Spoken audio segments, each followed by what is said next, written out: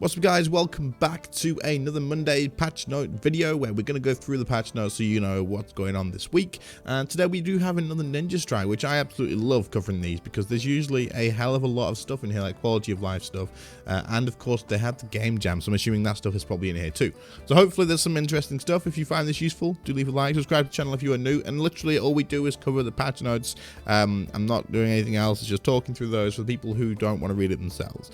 So let's take a look. It should be good. Ninja Strike and 2.25 XP for Fresh Start Worlds this week in RuneScape. So this week the ninjas bring in a raft of quality of life improvements, and the Fresh Start Worlds gang get another powerful XP boost. So let's take a look at the Ninja Strike.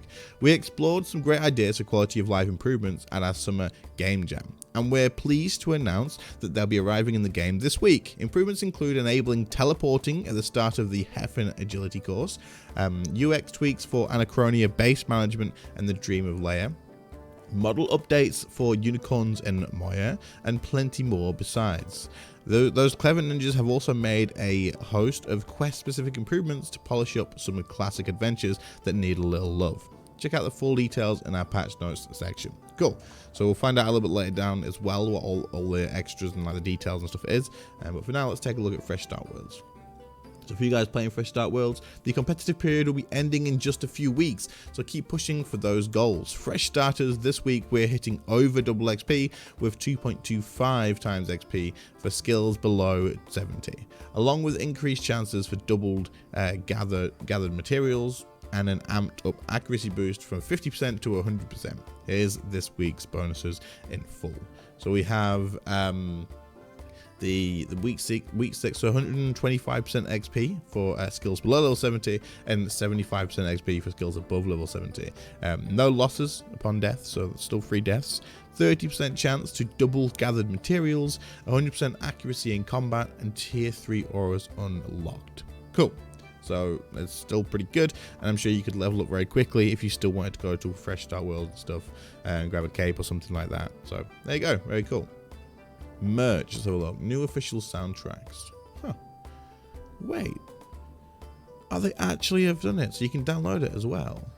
One epic saga, 2 new official soundtracks. Take a musical journey deep into the climactic battle of the gods with RuneScape Elder God Wars and Echoes of Orthon. Featuring songs that accompanied the culmination of the Elder God Wars storyline, you can relive taking on each of the dungeon's fronts and all those furious battles with iconic bosses such as Karapak, Zuk, Crotus, and the Archglacior, and of course the mighty Zamorak. You'll hear some of the most iconic tracks, including the Glory of Combat, Family, and Holy Zamorak. Plus, feast your eyes on fabulous artworks that captured some of the key bosses in their magnificence. The digital Elder God Wars album and Echoes of Orthon album are available now on streaming platforms and for purchase from digital retailers. Click on the titles to see where you can listen and buy. I found this pretty awesome, to be fair, and you can use RuneScape music in YouTube and stuff without worrying about copyright, so it's very cool. I probably still won't use it for that, but I used to, and it is pretty epic. Let's be honest, if RuneScape does like one thing right, obviously it does more than that, but if it does one thing right, it's the freaking music. The music is insanely good. Do such a good job of it. So there you go. If you're interested in that, this whole post will be linked in the description, so you can head down and pick it up from there if you wanted to.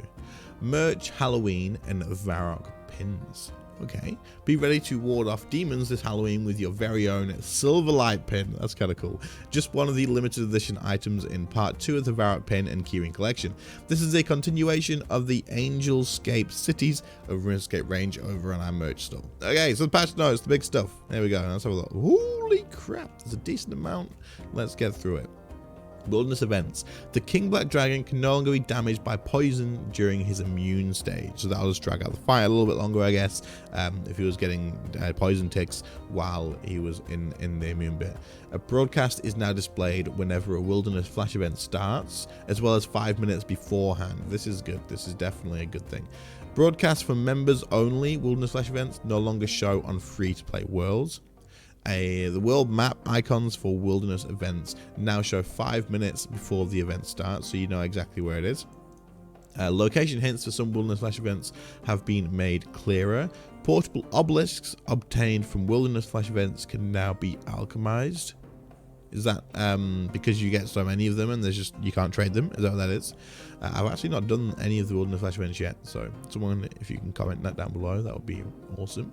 Updated the Wilderness Events minigames interface to use an appropriate background skin for legacy players. Tightened up animations for KBD and his support dragons during the King Black Dragon Rampage event. Fixed overlapping UI in Wilderness minigames. Broadcasts for Wilderness Flash events are no longer cut off in chat. The info box shown for handing in flowers as they see surprising seedlings Wilderness event now correctly matches the chat. The Wilderness warning interface will now open up attempting to teleport to the Wilderness Lodestone if opted into PvP. There's a lot of Wilderness stuff here. We're moving on to the general stuff now. But yeah, there's a lot of wildy changes. So hopefully that's the main stuff. I'm not too sure what else, like other bugs and like annoying things were going on there, but hopefully that's a lot of the stuff that needed fixing that actually has been fixed. Okay, so general stuff. The guaranteed critical hit effect from the Greater Fury is no longer consumed by bleed ability damage. Does this mean that what was happening if you had a bleed on it was taking it then, or? I'm not too sure, I don't do melee, but if someone can explain, that sounds good though. Bladed Dive can now be used when your current attack stat is at level 65 or above, including when you're using booster items to increase your attack level. Some players who have been unable to complete Death's mini quest should now be able to finish it and claim their reward. Okay, that's good. Incy's pet description now refers to Incy as a follower pet. Okay. I didn't realize Incy was a follower. I didn't realize it was a pet. I got it from digging up around the thing, but I thought it was just an item. Is it actually in the pet interface as well, or is that not the pet that you dig up? I don't know. The messaging displayed by Celestial Dragons in Dragonkin Laboratory when they heal themselves is no longer obscured by an NPC target panel. Okay, good. Made a speculative fix to prevent players getting stuck on a black screen when logging into a clan citadel. Oh, has that actually been done? Oh, that was so freaking annoying. You had to basically crash your client and then come back in and log back into the game and join the citadel again to be able to get in. It would crash pretty much every single time. So that's good. The lucky perk will no longer occasionally state that damage was reduced by 1. Added safety checks to prevent the ambassador from disappearing during his monologue at the end of a kill. Added safety checks to prevent subdued Raksha from disappearing at the end of a kill. Fixed the wild magic abilities tooltip to display the correct damage percentage. Was it not accurate? Okay. Fixed an issue where the weaken and enfeeble debuffs were not being applied correctly when active at the same time. Now only the most powerful debuff will be applied. How could you stack them? Interesting. Change the description of power bursts of acceleration to be more transparent. Players will no longer be told about Christmas paper cleanup if nothing was tidied. Yak Track's Premier Pass now appears activated the first time a player opens the Yak Track if a player purchases Premier Pass without previously opening the Yak Track. Ariane, Linza, Owen, Ozan, Raptor, and Zaina will now acknowledge the accomplishments of anyone who has completed the quests they are associated with. Fix a typo in Quercus's dialogue. Fix a typo. I can't. The names are so difficult. Fix a typo in Aka Otto's dialogue, and it's just typos and stuff. Okay, cool. Did they mention the stuff that they were on about in the in here?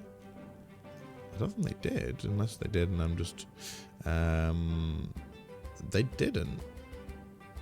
Okay, maybe this stuff is what they've mentioned down below, the typos and stuff. I don't think did they mention this? I don't think they mentioned this, like the base camp, the base management stuff. I'm currently doing the base management, so that's pretty cool to see. And they didn't mention like the updates for unicorns and Moya. They didn't mention that down below. And we're on community now, so I'm not sure why. But still, it's from there anyway. So let's take a look at community stuff, which is really cool. To whoever says RuneScape isn't a horror game, think again. Reminding us that RuneScape is a horror game. Wait, I'm not too sure this is. But, okay. With an adorable showcase of trick-or-treating at Draenor Manor. That's cool. What's this? Death. I'm sure I'll be seeing him later. And the artists are so freaking good. I saw this on Reddit. This was insanely good, dude. This is insanely good. The amount of time this must have taken. Man, that is brilliant. It's so freaking good. Definitely a little bit jealous with that one. Scaper's screenshots. So we got some awesome screenshots. That's a freaking good one. I've never thought about getting a screenshot of that house for like a thumbnail or something. That's cool. There you go. That's it though. I hope you guys found this useful. There is some interesting stuff in here. The ninja strike isn't as big as they usually are, but we can't expect gold every single time, I suppose. There's still some pretty cool stuff though. So let me know in the comments what your favorite part of the update was, and if you have any extras to add and corrections or whatever, chuck them down there too. But other than that, guys, thank you all so much for watching. I appreciate it, and I'll catch you all next time. See you later, guys.